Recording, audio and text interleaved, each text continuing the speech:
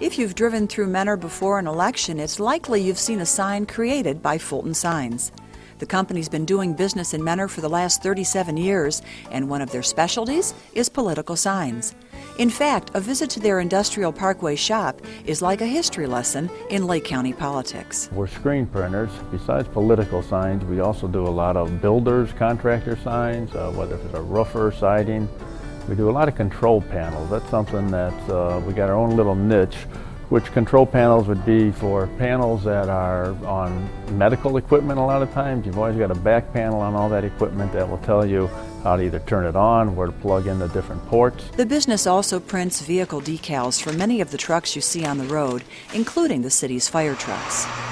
But in Northeast Ohio, if you're a politician, the Fulton name is better known as a printer of political signs. We've been making political signs since definitely in the 60s, and so the political signs alone just tell you a history when you look at names of who's run for office, who's lost, who sometimes might you won't hear for 10 or 20 years or as many as 30 years, and then they appear again and have lots of success at some point. Fulton Signs was started by Gary's father, Robert, who began his career painting advertisements on Cleveland transit buses, all the while pursuing another interest, local politics. It was just a natural to do signs for friends and stuff, and at one point, we were doing them out of our garage. It just grew from that we really have found our niche for political signs in Northeast Ohio. The process of making political signs has changed greatly over the years, but what remains the same is a candidate's desire to be remembered. They want colors that pleasant, pleasing, and that will make them stand out compared to somebody else.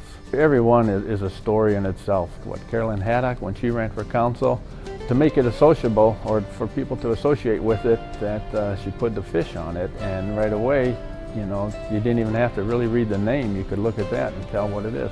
A lot of times a piece of art can be used, which will help a whole lot. There's that Hoos one, and just by putting the owl there, it helps read the name very well, because you know the sound that the owl makes. Today, politicians can use a wide variety of media to promote their campaigns, but the political sign still remains one of the best ways to build name recognition. For the money that's spent on signs versus other media, whether if it's television or newspaper, that's a one-time thing you're paying for and it's gone. Signs sometimes, they could have a lot of signs for $200, $400, and they're out there for the whole campaign. That people are seeing it, people are driving by, the exposure they're getting. Fulton's vast collection of political signs tells a story of winners and losers who tried to make a difference. And Gary Fulton, he intends to help write that story for years to come.